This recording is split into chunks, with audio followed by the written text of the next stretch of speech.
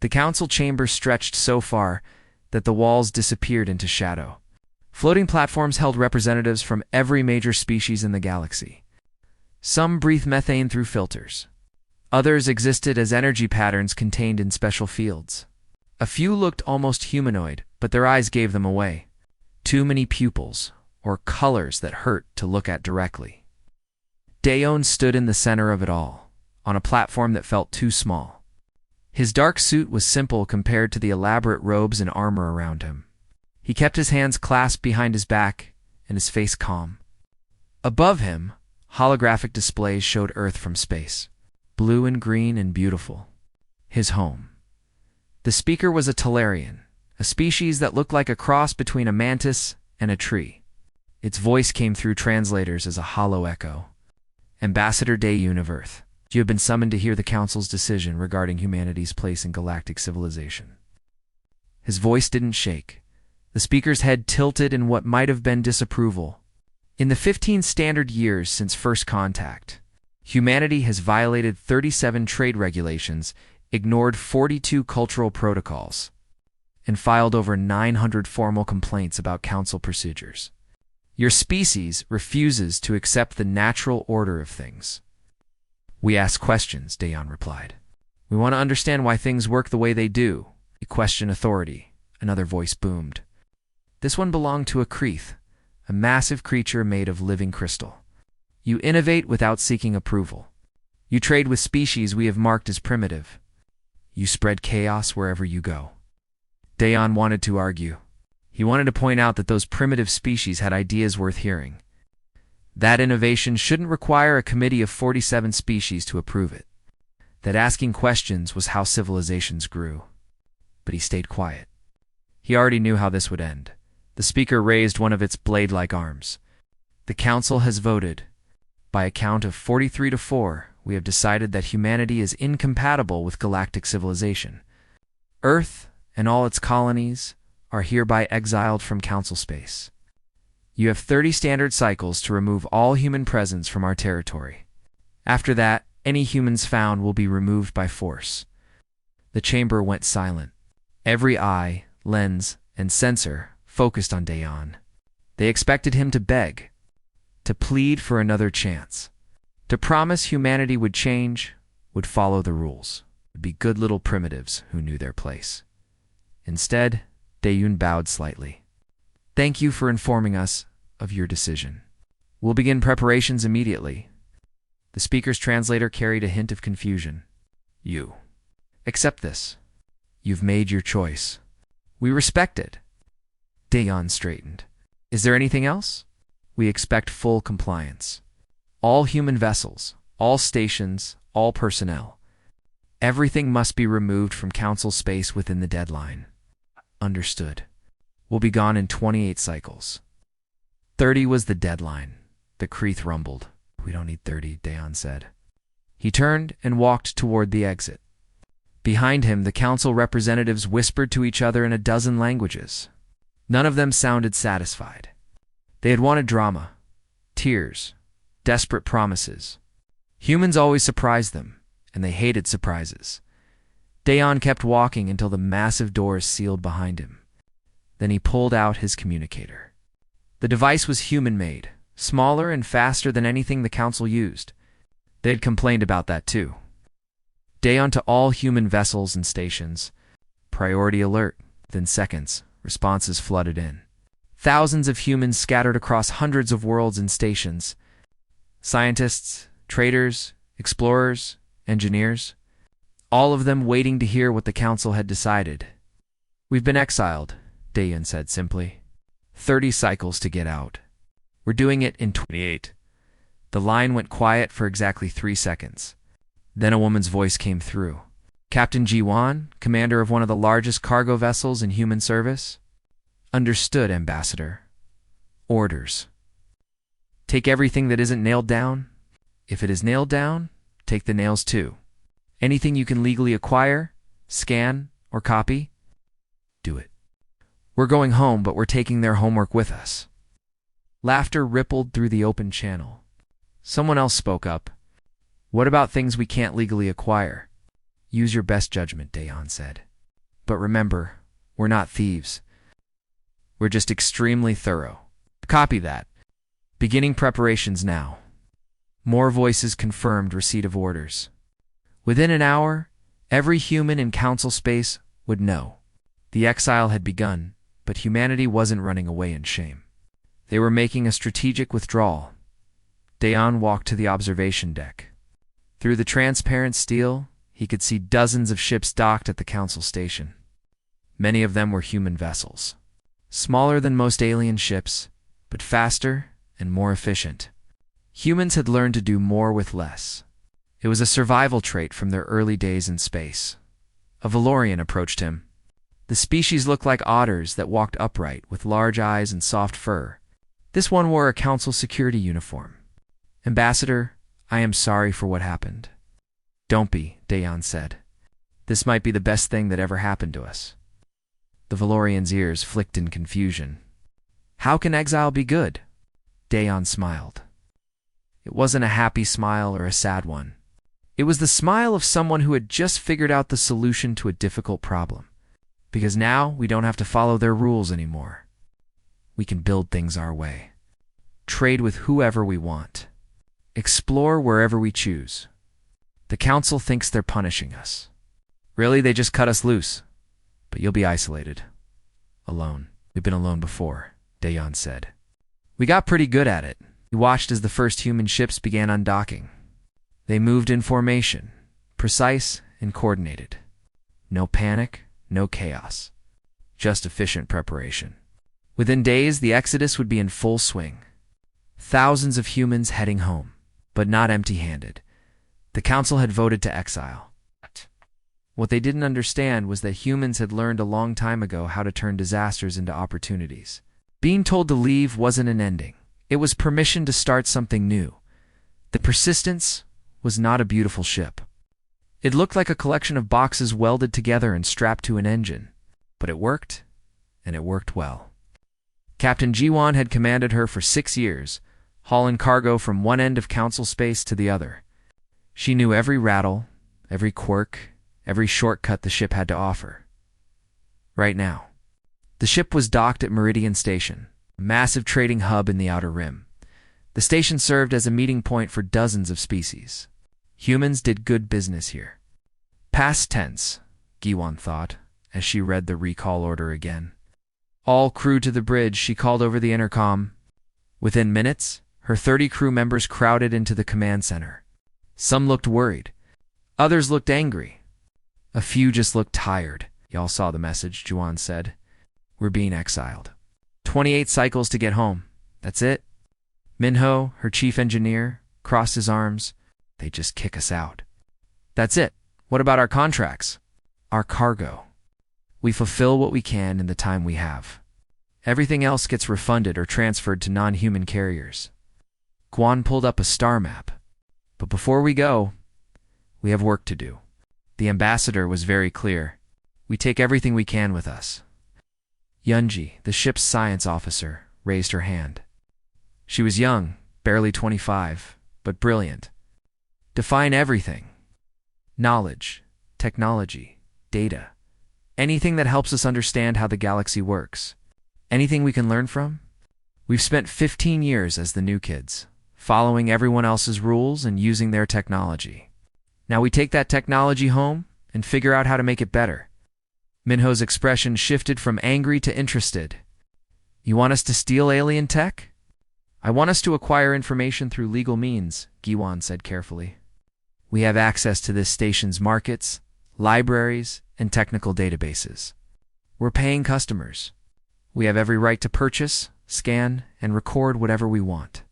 If some of that information happens to include detailed scans of alien technology, well, nobody said we couldn't window shop. A grin spread across Minho's face. I'm listening. Yunji, you hit the libraries? Download everything they'll let you access. Science, technology, history, culture. I want our databases full. Minho, you and your team start scanning every piece of equipment on this station. Power generators, life support, engines, weapons. I don't care if it's a coffee maker. If it's more advanced than what we have, I want detailed scans. What about things that aren't for sale? Someone asked. Then we observe from a distance and take notes. We're not thieves, but we are very, very curious humans who are about to leave forever. Nobody can fault us for wanting to learn. The crew scattered to their tasks. Giwan watched them go, then opened a secure channel to other human ships in the area. Within an hour, she had coordinated with 17 other captains. They would pool their findings, share their data, and make sure nothing was missed. 3 days later, Young-ji stumbled onto the bridge looking exhausted but excited. "Captain, you need to see this." She pulled up a holographic display. It showed a complex web of connections between different alien technologies. "I've been cross-referencing everything we've scanned with the technical manuals I downloaded. The Council species don't innovate much. They haven't had to. They're all using variations of the same basic technology. That's been around for thousands of years. And," Yuan leaned forward, "and humans are really good at combining things in new ways. Look at this." Yoonji highlighted several systems. The Talarians have amazing energy efficiency in their power cores. The Kreeth have incredible material science for building structures. The Valorians have the best sensor arrays in known space. But nobody ever thought to combine them. Why not? Because they don't need to. They're satisfied with what they have. But humans, we're always looking for the better version. The faster ship. The more efficient engine. What if we took Talarian power cores, Kreeth materials, and Valorian sensors, and built something new? Kiwan felt a chill run down her spine.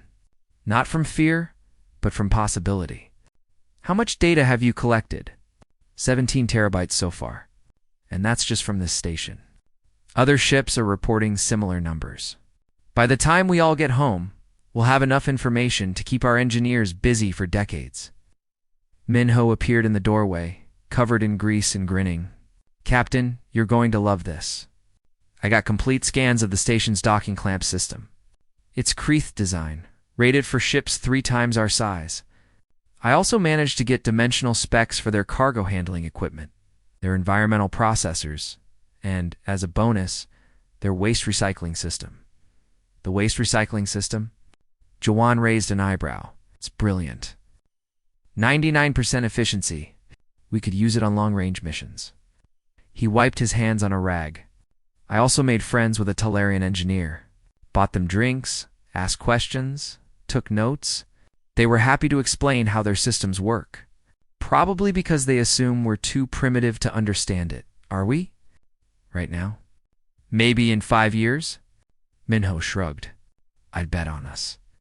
The days blurred together. Giwan's crew worked around the clock, gathering information. Other human ships did the same across Council space. Scientists downloaded research papers. Engineers scanned equipment. Traders bought sample materials. Diplomats collected cultural databases and linguistic programs. The aliens noticed, of course. But to them, it just looked like humans being typically strange. Taking too much interest in things. Asking too many questions. Being annoying right up until the end. What they didn't see was the bigger picture. Thousands of humans, all gathering pieces of the same puzzle. When those pieces came together, they would create something new. Something the Council had never imagined.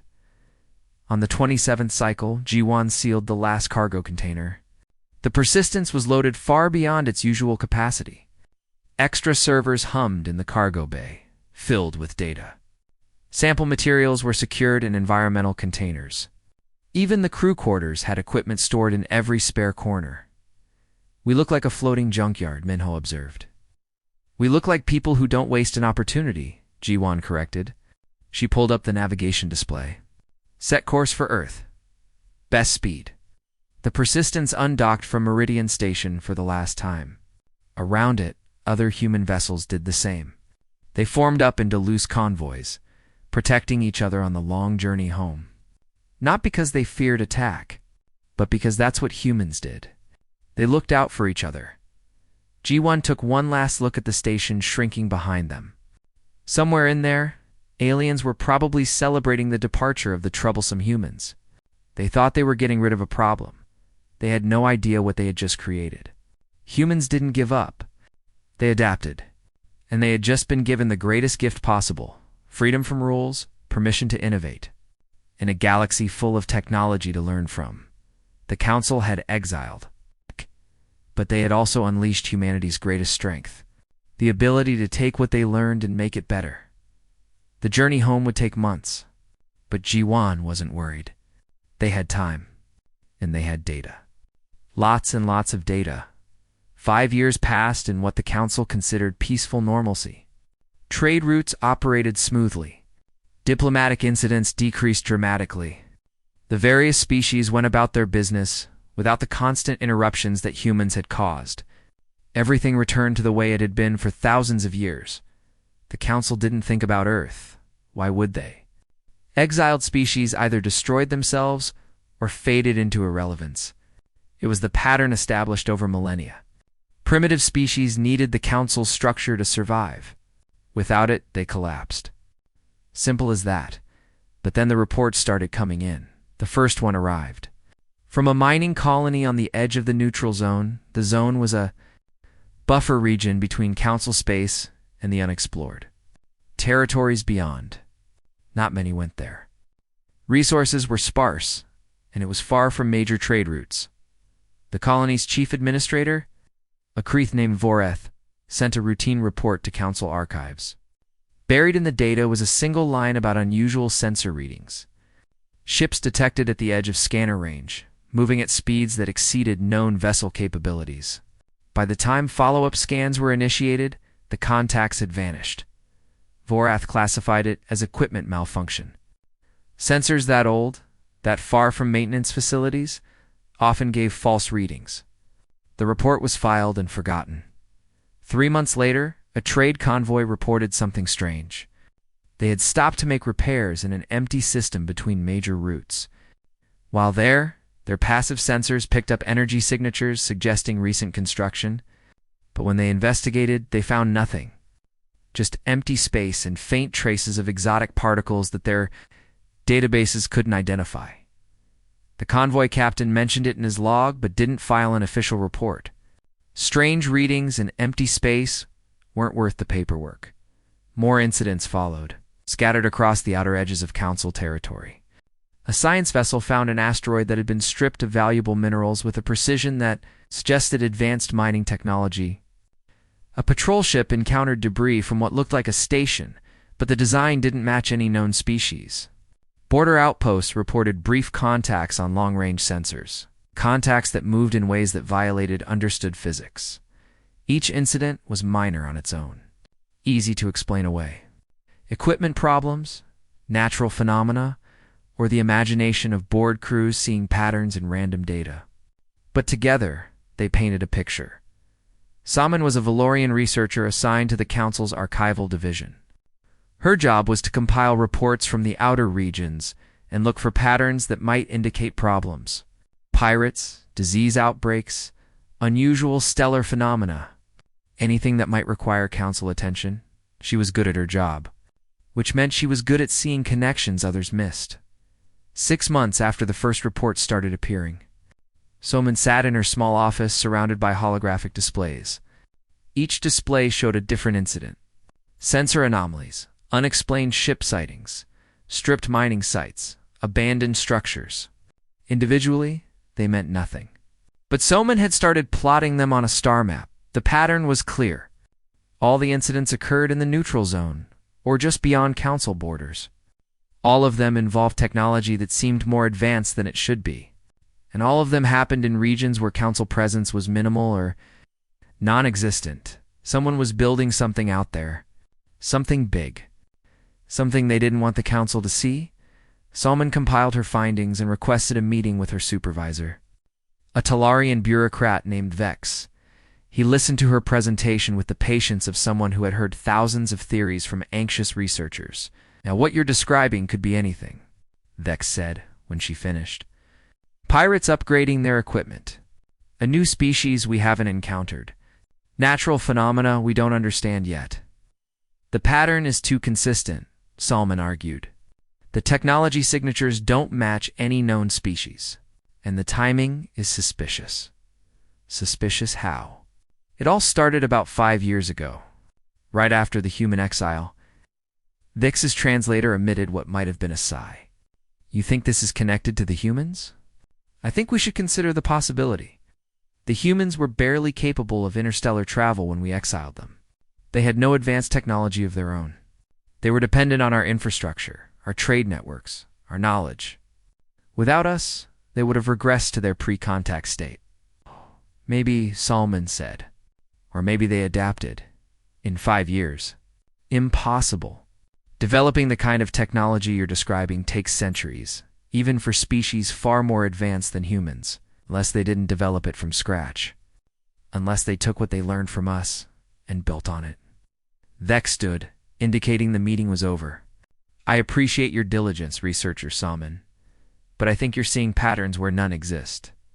If it makes you feel better, I'll add a note to our border patrol schedules to increase monitoring in the neutral zone, but I wouldn't hold my breath for a grand human conspiracy. Salmon left the office frustrated but not deterred. She returned to her research, diving deeper into the data. The more she looked, the more convinced she became. Someone was out there building in the dark, and they were getting better at hiding. She expanded her search parameters, looking for indirect evidence. Trade patterns, resource flows, anything that might indicate unusual activity. What she found surprised her. Several independent species, ones the Council had classified as too primitive for formal contact, were showing signs of technological advancement.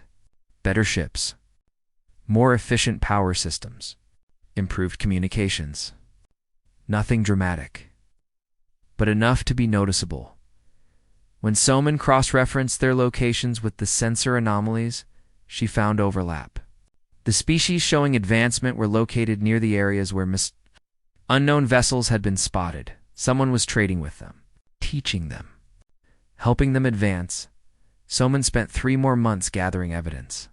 She documented everything, building a case that even the most skeptical council member couldn't ignore. Then she requested a formal presentation to the full council. It took 2 weeks for her request to be approved. When she finally stood before the assembled representatives, she felt the weight of their attention. This was her one chance to make them understand. She presented her findings clearly and methodically. The sensor data, the timeline, the technological signatures, the pattern of advancement in independent species. She showed how everything connected, how it all pointed to organized activity in the regions beyond council oversight. What you're describing is concerning, the speaker acknowledged, but you haven't proven human involvement. The timing is too coincidental, Salman insisted. 5 years ago, we exiled a species known for rapid innovation and disregard for established protocols. Now we're seeing exactly that kind of activity in the unclaimed regions. Or we're seeing the natural expansion of species we haven't properly cataloged, the Kreeth representative rumbled. The galaxy is vast. There are countless civilizations we've never encountered. Why assume it's the humans? Because humans don't give up, Salman said. We exiled them, expecting they would fade away. But what if they didn't? What if they took what they learned here and used it to build something new? The council deliberated for hours. In the end, they voted to increase patrols in the neutral zone and allocate resources for better monitoring. But they refused to acknowledge Summon's theory about human involvement. The humans were gone, exiled, powerless. The council had voted, and the council's decisions were final. Salman returned to her office and continued her research. The council might not believe her, but she knew the truth. Humans were out there. They were building, trading, growing stronger. The only question was what they would do next. The plague started on Corinthia Prime, the homeworld of one of the council's founding species. It spread faster than anything their medical teams had seen before. The Corinthians were an old species, proud and powerful. Their medical technology was considered among the best in the galaxy.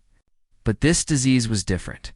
It attacked the nervous system in ways that defied their understanding. Symptoms appeared suddenly. Victims lost coordination, then consciousness, then their lives. The mortality rate was 70%. Millions died in the first month. High Physician Taiwan led the medical response. He assembled the best scientists from across the Corinthian territories. They worked day and night, analyzing samples, running simulations, testing treatments. Nothing worked.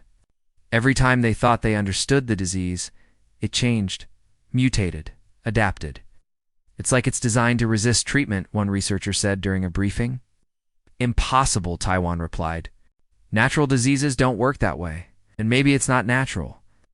The possibility of biological warfare hung in the air, unspoken but understood. If another species had created this plague, it would mean war. The council would mobilize. Billions would die, but they had no proof. No evidence of who might have done it or why. Just a disease that was killing them and a clock that was running out. Taiwan refused to bring the matter to the council. Pride prevented it. The Corinthians were supposed to be advanced, capable, strong. Admitting they couldn't solve this problem on their own would be seen as weakness. Other species would lose respect. Political power would shift. Better to die in silence than live in shame. 3 months into the crisis, Taiwan received a strange transmission. It came through unofficial channels, encrypted in a way his systems almost didn't recognize. When decoded, it contained medical data, detailed analysis of the plague, its structure, its mutation patterns, its weaknesses, treatment protocols that targeted specific genetic markers, synthesized antibodies that could be mass-produced, step-by-step instructions for creating a cure. At the bottom of the file was a simple message in Corinthian, "Get well soon." Part of him wanted to delete it. Accepting help from unknown sources went against every protocol. It could be a trap, more biological warfare, a way to make things worse. But his people were dying. He had to try something. He assembled his best team and showed them the data. They spent 2 days verifying it, checking every detail against their own research. The information was accurate. More than accurate. It was brilliant. Whoever created it understood the disease better than the Corinthians did. We should inform the council, one scientist suggested. No, Taiwan said. We use this information first. If it works, then we'll decide what to tell them. They synthesized the antibodies following the provided instructions. The first test subjects were volunteers who had nothing to lose. They were already dying. Within 48 hours, their symptoms began to reverse. Within a week, they were recovering. It worked. Taiwan ordered mass production immediately. Within a month, the plague was under control. Within 3 months, it was eradicated. Millions of lives were saved. When the crisis ended, Taiwan tried to trace the transmission's origin. His best technicians worked for weeks, following digital trails across a dozen relay stations. Every lead ended in encrypted dead ends. But deep space monitoring stations reported something interesting. A ship had briefly appeared near Corinthian space at the exact time the transmission was sent. The vessel registered on sensors for less than a minute before vanishing. Its energy signature was unusual. A combination of different technologies that shouldn't work together but somehow did. Buried in the signature data was a fragment that looked human in origin. Taiwan filed the information away and said nothing. The council didn't need to know. The Corinthians had solved their problem. That was all that mattered. But across the galaxy, similar incidents began occurring. A trade freighter carrying food to a colony. World suffered a catastrophic engine failure in deep space. They were 3 weeks from the nearest station with no way to call for help. Their crew prepared to die. Then a ship appeared. No identification. No communication. It simply matched velocity, transferred emergency supplies through airlocks, and vanished before the shocked crew could even say thank you. Later analysis of the supplies revealed packaging that looked human-made. But with improvements that shouldn't exist, a mining outpost on a distant moon came under attack by pirates. The small security force fought bravely but was overwhelmed. Just as the pirates prepared to breach the main dome, their ship suddenly went dark. All of them simultaneously. Power, weapons, navigation. Everything failed at once. The security chief watched in confusion as the pirate vessels drifted helplessly. Then a different ship appeared, smaller and faster than anything he recognized. It swept through the area, attached some kind of device to each pirate vessel, then disappeared. Hours later, a council patrol arrived in response to the distress call. They found the pirates in custody, their ships intact, but completely powered down. The devices attached to their hulls were simple in design but sophisticated in execution. Temporary electromagnetic pulse generators that had been precisely calibrated to disable the ships without destroying them. Nobody knew where they came from, but the security chief remembered something. Years ago, he had worked on a station that serviced human vessels. He recognized the efficiency in the device design, the way it accomplished its goal with minimal waste. That was how humans built things. A research station studying a dangerous stellar phenomenon lost structural integrity during an unexpected solar flare. Their distress call went out across all frequencies. The nearest council ship was 2 days away. The station had hours at most.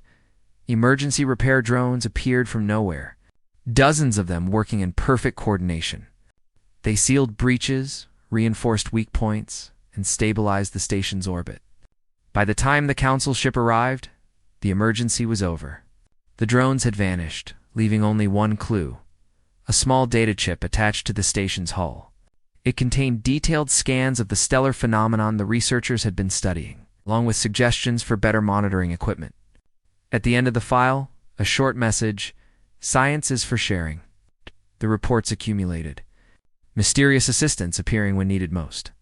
Ships that came and went without identification, technology that seemed familiar but advanced beyond current understanding. Always helping, never asking for anything in return. The Council's intelligence division compiled the incidents into a classified report. The pattern was undeniable. Someone was operating in the shadows, providing aid to those who needed it. The technology signatures suggested a coalition of different species working together. But the efficiency, the timing, the way problems were solved with minimal sources pointed to one species. Humans.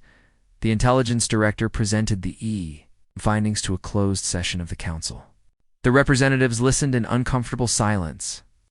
If humans were really behind this, it raised disturbing questions. How had they advanced so quickly? Where did they get the resources? Who was helping them? And most importantly, what did they want? "We should send a diplomatic mission to Earth," one representative suggested. "Open communications. Find out what they're doing." "No," the speaker said firmly. "We voted for Exile. We don't negotiate with exiled species. It would show weakness. But if they're helping people, then they're violating the terms of their exile by operating in our space. We should respond with force, risk war with a species we clearly underestimated." The council argued for hours. No consensus emerged. In the end, they decided to do what bureaucracies do best: nothing. They would monitor the situation, gather more information, and reconvene when they had a better understanding of what they were dealing with. Meanwhile, in the dark spaces between stars, humans continued their work.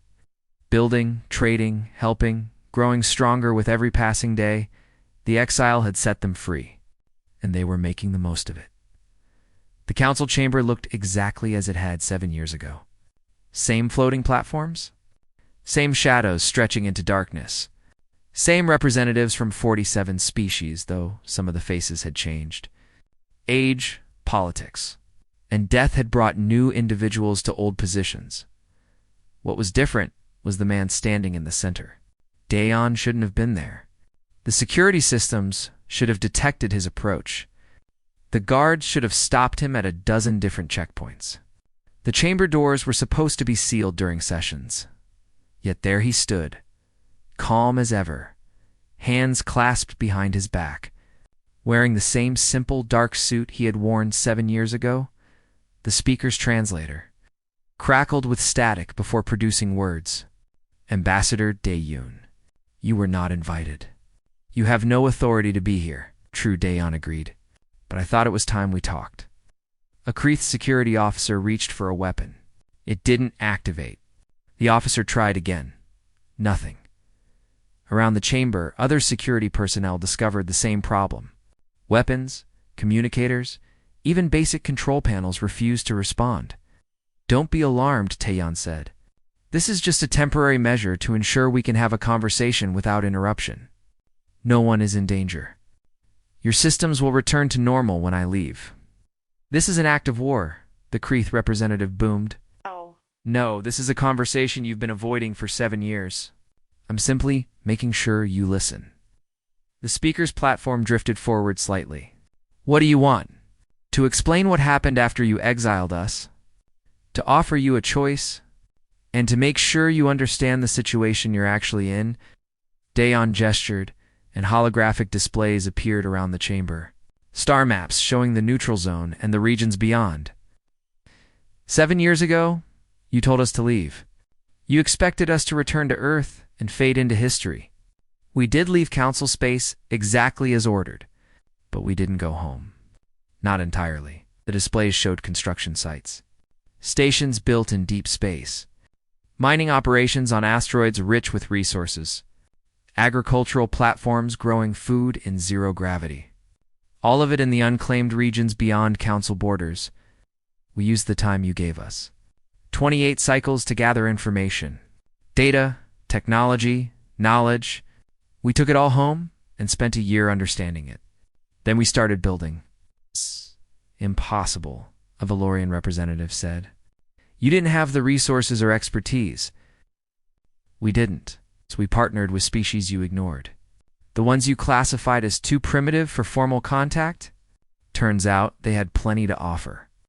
Resources, labor, unique perspectives. They just needed someone willing to treat them as equals instead of primitives." The displays changed, showing ships. Dozens of different designs, each one combining elements from multiple species. Human efficiency, Corinthian medical technology, Talarian power systems, Valorian sensors, all working together in ways the Council had never imagined. We didn't innovate alone. We collaborated, shared knowledge, built something new. Daeon walked slowly around the chamber's central platform. "While you sat here maintaining the same systems you've used for thousands of years, we were creating the future. You violated your exile," the speaker said. "Human vessels in our space, human technology interfering with our affairs, stayed outside Council territory, exactly as ordered. If our ships appeared in your space, it was to help people in need. We saved Corinthian lives during the plague. We protected miners from pirates. We prevented disasters. We broke no laws because we were never in your jurisdiction. You stole our technology. We learned from publicly available information, purchased materials through legal channels, and observed what you willingly showed us. That's not theft. That's education. And we were very good students." Summon's platform moved forward. "What do you want from us?" Daeon smiled slightly. "Nothing. We don't need anything from the Council anymore. We have our own trade networks, our own allies, our own technology. We're completely self-sufficient. Then why are you here?" "To offer you a choice." Daeon gestured again, and the displays changed to show comparative data. Council technological advancement over the past 1,000 years versus human advancement over the past 7 years. The difference was stark. You've stagnated. Not declined, but stopped growing. You have comfortable lives, stable systems, predictable routines. That's fine if you want to stay the same forever. But the galaxy isn't static. New challenges will emerge. New threats. New opportunities. And you'll face them with 1,000-year-old solutions. "What's your alternative?" the speaker asked. "Partnership. We share what we've learned. You share what you know. We work together to build something better than either of us could create alone. No hierarchy.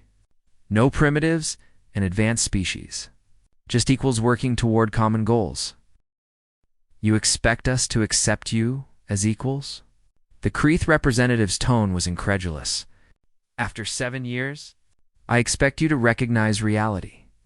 Humanity isn't seeking your approval anymore.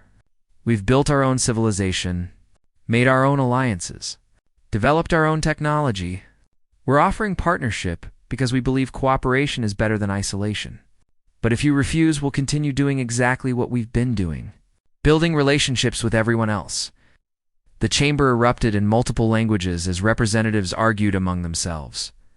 Dayon waited patiently, watching the chaos he had created. Finally, the speaker called for order. This is not a decision we can make immediately. We need time to discuss, to verify your claims, to consult our governments. Of course, take all the time you need. Dayon turned toward the exit, then paused. But understand something. The galaxy is bigger than council space. There are hundreds of species you've never contacted. Thousands of systems you've never explored. Entire civilizations developing without your guidance. Humanity is working with them, learning from them, teaching them. Every day, your influence shrinks while ours grows. Is that a threat? The Kreeth demanded. It's an observation. You can either adapt to this new reality or watch from the sidelines while the rest of the galaxy moves forward. The choice is yours. The chamber doors unsealed. Security systems came back online. Weapons activated. But Dayon was already walking out, unhurried and unconcerned. Outside the chamber, Captain Jiwan waited beside a sleek vessel that looked like nothing in the Council's databases. The ship's hull showed evidence of at least a dozen different technological influences, all seamlessly integrated. Through the transparent sections, a diverse crew could be seen working at various stations. Valorians, Talarians, even a few species the Council had never formally recognized. All working alongside humans as partners. How did it go? Jiwan asked. About as expected. They're terrified and trying not to show it. Think they'll accept? Eventually. Pride will delay them, but reality has a way of winning arguments. Dayon climbed aboard the ship. How's the integration with the new sensor array? Better than predicted? Minho combined Valorian sensor technology with human processing algorithms. We can detect ships at twice the previous range. We'll need it for the Deep Space Survey next month. The ship lifted smoothly from the Council Station's docking bay. Other vessels made way for it, their crews watching with a mixture of fear and curiosity. The human ship accelerated faster than should be possible, then vanished into faster-than-light travel. Using a drive system that combined principles from 4 different species inside the council chamber, the representatives finally stopped arguing. Salmon approached the speaker's platform. We need to discuss this seriously, she said. The humans aren't bluffing. I've been tracking their activities for years. They're exactly as advanced as the ambassador claims. Recommending we negotiate with an exiled species would set a dangerous precedent, the speaker replied. Ouch. Not negotiating might be worse. They're building alliances with everyone we ignored. Soon, they'll have more influence than we do.